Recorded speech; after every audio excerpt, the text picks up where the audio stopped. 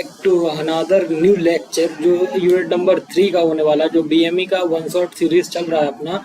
सो इसमें हम क्या देने वाले हैं, वन शॉट देने वाले हैं आपको किस यूनिट का, यूनिट नंबर 3 का। एंड आज मैंने यूनिट नंबर 1 अपलोड कर दी, सो प्लीज़ आप लोग जाके देखिए। एंड 34 मिनट का वीडियो, एंड इसमें आप सब चीज़ देख पाएंगे। कुछ इंपॉर्टेंट चीज़ें बताई मैंने जो आप आराम से पढ़ोगे तो आपको कोई प्रॉब्लम नहीं आएगी। बेस्ट डायग्राम बताया मैंने, ठीक है। एंड अगर आपको हमारी ये पीपीटी चाहिए जिससे मैं पढ़ाता हूँ, तो उसके लिए क्या करना पड़ेगा, उसके लिए आप हमारा ये व्हाट्सएप चैनल का QR कोड देख रहे होंगे, तो प्लीज़ इसको स्कैन करिए। एंड स्कैन करने से आप हम कहाँ पहुँच जाएंगे, हमारे व्हाट्सएप चैनल पे पहुँच जाएंगे। एंड अगर आप व्हाट्सएप यूज़र नहीं है तो प्लीज़ आप टेलीग्राम यूज़ करिए। एंड टेलीग्राम में टेलीग्राम का लिंक हमने डिस्क्रिप्शन पे दे रखा है, ठीक है। एंड अब बात आती है कि भैया पेपर तो बहुत अच्छे जा रहे हैं। एंड सबसे पहले एक चीज़ और, आप लोगों का बहुत बहुत थैंक यू, बिकॉज हम आज 8000 इंजीनियर्स को ऐड कर चुके हैं अपने चैनल पे। सो थैंक यू मेरे इंजीनियर्स, एंड थैंक यू मेरी फैमिली, क्योंकि आप मेरी फैमिली जैसे ही हो। सो अब आप मतलब आज आपका इंग्लिश फॉर कम्युनिकेशन का था, एंड आपका जो एग्जाम गया इंग्लिश फॉर कम्युनिकेशन वो बहुत आउटस्टैंडिंग गया। एंड अब जिन भी लोगों का BME है या BEEE है, सो BEEE के लिए भी बहुत इंपॉर्टेंट वीडियोस आएंगे, एंड BME के लिए तो आ ही रहे हैं। सो यूनिट स्टार्ट करते हैं। इसमें हम कवर करने वाले हैं जो आपका फ्लूइड्स से रिलेटेड यूनिट है, यूनिट नंबर 3, जिसमें आपको फ्लूइड्स की प्रॉपर्टी पढ़नी है, डेंसिटी क्या होता है, विस्कोसिटी क्या होता है, टाइप पढ़ने, न्यूटन्स के लॉ ऑफ विस्कोसिटी पढ़ने, पास्कल लॉ पढ़ने, बर्नौलीज इक्वेशन पढ़नी, क्या ये सारी चीज़ें पढ़नी, टर्बाइंस पढ़ना। सो इसी के बारे में ये चैप्टर होने वाला है। सो देखो सबसे पहले फ्लूइड्स की प्रॉपर्टीज क्या है। सो देखो फ्लूइड्स क्या होता है। सो फ्लूइड्स एक ऐसा सब्सटेंस होता है जो कंटिन्यूअसली फ्लो करता है, मतलब इसको कोई रोक नहीं सकता, ये कंटिन्यूअसली क्या करता रहता है, फ्लो करता रहता है, ठीक है। जब तक उस पार्ट जब तक कोई एक्सटर्नल फोर्स नहीं लगता है, इसमें लिक्विड और गैस दोनों होती है। देखो मैंने क्या लिखा, मैं आपको समझाता हूँ अपने वर्ड्स पे, कि जो फ्लूइड होता है वो एक ऐसा सब्सटेंस होता है कि वो कंटिन्यूसली फ्लो करता रहता है। अगर आप इसमें कोई एक्सटर्नल फोर्स नहीं लगाओगे तब तक ये रुकेगा नहीं, ठीक। अगर आपने एक्सटर्नल फोर्स लगा दिया तो ये रुक जाएगा, बट अगर आपने एक्सटर्नल फोर्स नहीं लगाया तो ये रुकेगा नहीं। और इसमें क्या होता है, लिक्विड और गैस दोनों आते हैं, ठीक है। इंपॉर्टेंट फ्लूइड प्रॉपर्टी क्या होती है, देखो डेंसिटी मतलब मास पर यूनिट वॉल्यूम, ठीक है, ये आपका फॉर्मूला हो गया। Pressure force per unit area, ये P = F/A newton per metre square और पास्कल हो गया।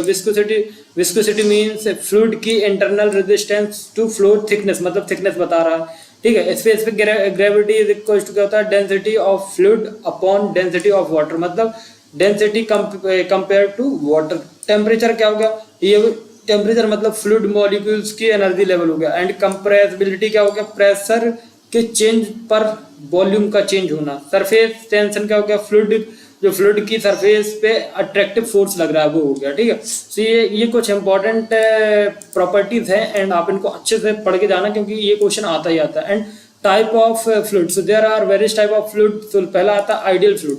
सो आइडियल फ्लूइड क्या होता है, इसमें विस्कोसिटी नहीं होती, ये कंप्रेसिबल होता है, ये थ्योरेटिकल होता है बस, ठीक है। रियल फ्लूइड क्या होता है, ये एक्चुअल फ्लूइड होता है, इसमें विस्कोसिटी होती है, ठीक है।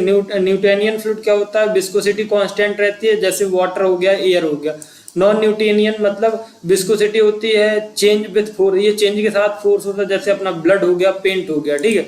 एंड कंप्रेसिबल मतलब गैस हो गया, जैसे वॉल्यूम चेंज विथ प्रेशर, अगर मतलब वॉल्यूम चेंज होगा तो प्रेशर चेंज होगा, ठीक है। इनकम्प्रेसिबल मतलब liquid, volume remain same as mostly, ठीक है। सो यहाँ पर क्या रहेगा, जब अगर मतलब वॉल्यूम सेम रहता है, ठीक है। सो ये incompressible. So there are 6 type, ideal fluid, real fluid, Newtonian fluid, non Newtonian fluid, compressible fluid and non compressible fluid. So I hope आपको इतना समझ में आ गया होगा। एंड नाउ अब आता है आपका Newton's law of viscosity. So Newton ने बताया कि विस्कस फोर्स शेयर स्ट्रेस के प्रोपोर्शनल होता है। देखो जो हमारा विस्कस फोर्स होता है वो किसके प्रोपोर्शनल होता है, शेयर स्ट्रेस के। एंड स्ट्रेस में आपको पहले यूनिट पे बहुत अच्छे स्ट्रेस एंड स्ट्रेन बहुत अच्छे तरीके से मैंने एक्सप्लेन किया। देखो जो टाउ है, tau equal to mu bracket du/dy। So ये जो हमारा टाउ होता है ये क्या होता है, शेयर स्ट्रेस होता है। म्यू हमारा डायनेमिक विस्कोसिटी होता है, और du/dy ये विस्कोसिटी ग्रेडियंट होता है।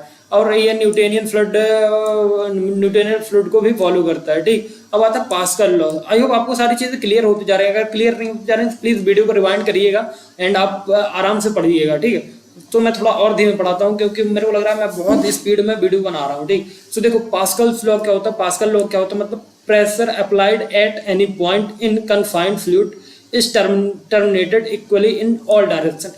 इसका यूज हाइड्रोलिक सिस्टम में यूज किया जाता है। देखो जो प्रेशर होता है, प्रेशर को अप्लाई किया जाता है किसी भी पॉइंट पे एंड कन्फाइंड फ्लूइड जो होता है वो टर्मिनेट करता है सभी डायरेक्शन में। देखो जैसे हमने प्रेशर अप्लाई किया, ठीक है, हमने किसी भी पॉइंट पे प्रेशर अप्लाई किया तो जो हमारा फ्लूइड का ट्रांसमिशन होगा वो सभी डायरेक्शन में होगा और इक्वली होगा। अगर 5 लीटर यहाँ जाएगा तो 5 लीटर यहाँ भी जाएगा, 5 लीटर राइट जाएगा तो 5 लीटर लेफ्ट जाएगा, मतलब चारों दिशाओं में जाएगा। अब आता है बर्नौली इक्वेशन। सो देखो बर्नौली इक्वेशन है ना, ये बहुत ज़्यादा इंपॉर्टेंट है एंड ये बहुत ज़्यादा प्रॉब्लमेटिक क्रिएट करती है एंड इनसे कभी कभार क्वेश्चन भी बन जाता है न्यूमेरिकल का। ठीक, सो बर्नौली इक्वेशन को हम इनकम्प्रेसिबल फ्लूइड भी बोल सकते हैं। बर्नौली ने बताया था कि फ्लूइड के मोशन में 3 एनर्जीज होती हैं। देखो जो हमारे बर्नौली थे, एक साइंटिस्ट है, इनने ये बताया था कि जो फ्लूइड होता है अपना, फ्लूइड में क्या होता है कि 3 तरह के मोशन की एनर्जीज हैं। पहला P upon rho g plus v square upon 2g plus z equal to constant. So जो हमारा P अपॉन रो जी है ये क्या होता है, प्रेशर हेड होता है, और V स्क्वायर अपॉन 2g क्या होता है, विस्कोसिटी हेड होता है, ये यानी कि काइनेटिक एनर्जी होती है। एंड जेड इवोल्यूशन हेड क्या होता है, potential energy. And kinetic energy and potential energy आपने कहाँ पढ़ी है, फिजिक्स में पढ़ी है। सो इसका यूज क्या है, वंचुरी हो गया, पिवट ट्यूब हो गया और फ्लूइड का फ्लो हो गया एनालिसिस। इसमें बर्नौली इक्वेशन का कहाँ यूज किया जाता है, वंचुरी मीटर में, पिटोट ट्यूब होती है और अपना फ्लूइड फ्लो एनालिसिस में यूज किया जाता है। अब आता है hydraulic machine, working principle only. देखो हाइड्रोलिक मशीन क्या होती है, ऐसी मशीन जो फ्लूइड के प्रेशर के प्रिंसिपल पे काम करते हैं, जैसे pascal law. So hydraulic machine वो कहलाती है, मतलब ऐसी मशीन जो मतलब ऐसी डिफरेंट टाइप की मशीन जो सिर्फ किस पे काम करती हैं, फ्लूइड प्रेशर के प्रिंसिपल पे काम करती हैं, उनको हम पास्कल लॉ बोलते हैं। तो उनको हम क्या बोलते हैं, हाइड्रोलिक मशीन बोलते हैं। और इसका एग्जांपल है आपका पास्कल लॉ। पंप्स क्या होते हैं, फ्लूइड जो पंप होते हैं, पंप जो मतलब अपन मोटर यूज करते हैं, ये किस लिए यूज किया जाता है, फ्लूइड को लो प्रेशर से हाई प्रेशर में भेजने पे काम करता है। देखो जो हमारा फ्लूइड होता है, जैसे वाटर है, वाटर का जैसा अगर अपन को पानी अपन ने नीचे गड्ढे में भर के रखा, सपोज वो टैंक होता है ना, टैंक में भर के रखा एंड अपन को हाई प्रेशर के साथ भेजना है टंकी में ऊपर, तो हम मोटर का यूज करेंगे। तो मोटर क्या करेगा, पानी को बहुत तेजी स्पीड में ऊपर चढ़ा देगा। ठीक है, एंड अपन एक बाल्टी लेके जाएंगे तो वो बहुत ज्यादा अपने लिए क्या होगा, प्रॉब्लमेटिक होगा। ठीक है, सो ये आई होप आपको ये समझ में आ गया होगा। ठीक है, अब आता है रेसिप्रोकेटिंग पंप। क्या होता है रेसिप्रोकेटिंग पंप, मतलब पॉजिटिव डिस्प्लेसमेंट पंप होता है, पिस्टन टाइप पंप होता है, और high pressure and low discharge वाला होता है, और सक्शन एंड डिलीवरी स्ट्रोक्स वाला होता है। तो ये कुछ रेसिप्रोकेटिंग पंप हैं जो मैंने बताए आपको। एंड फिर आता है टरबाइन। सो वाटर टरबाइंस क्या है, वाटर को आप फ्लूइड भी बोल सकते हो। फ्लूइड वाटर की एनर्जी को मैकेनिकल एनर्जी में कन्वर्ट करता है। देखो जो टरबाइन होता है, टरबाइन देखो जैसे पानी गिरता है तो टरबाइन घूमता है, तो उससे हम इलेक्ट्रिसिटी बना सकते हैं।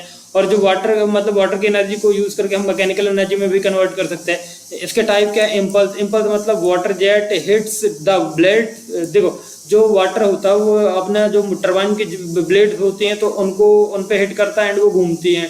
ठीक है, उससे हमारी मैकेनिकल एनर्जी और क्या बनता है, आपका इलेक्ट्रिसिटी बन जाती है। रिएक्शन क्या होती है, प्रेशर एंड वेलोसिटी दोनों का यूज होता है, जैसे फ्रेंचाइजेस एंड कल्पन, ये दोनों चीज का यूज करता है। तो ये आपका टॉपिक खत्म हो गया एंड मैंने बहुत ही इजीली एंड शॉर्ट में आपको यूनिट नंबर 3 समझा दिया। बस इसके थोड़ा सा डायग्राम कर लेना एंड न्यूमेरिकल कर लेना। अगर बर्नौली इक्वेशन में आए तो बर्नौली इक्वेशन में अगर प्रॉब्लम आती है तो प्लीज आप मेरे को क्या बोलते हैं, मेरे को आप DM या कमेंट करके बता देना, मैं आपको मतलब प्रूव करके भी बता दूंगा। ठीक है, कि ये कैसे आता है। ठीक, बाकी आप डायग्राम अच्छे से कर लेना। एंड मैंने यूनिट नंबर 1 का BME का 1 शॉट वीडियो डाल दिया है, तो प्लीज अगर हो सके तो जाके इसको चेक करना एंड पढ़ना अच्छे से। एंड BEE में अगर आपका बैक है या BME में बैक है तो आपके लिए सब लोगों के लिए वीडियोज आएंगी, तो कोई टेंशन लेने वाली बात नहीं है। एंड भैया सारी वीडियोज अपलोड करते हैं, आपको पता ही है। थैंक यू, और प्लीज वीडियो में सपोर्ट करिए क्योंकि मोटिवेशन बहुत ज़्यादा जरूरी है। एंड अभी आपके सिर्फ अब इम्पॉर्टेंट एग्जाम बचे हैं, BME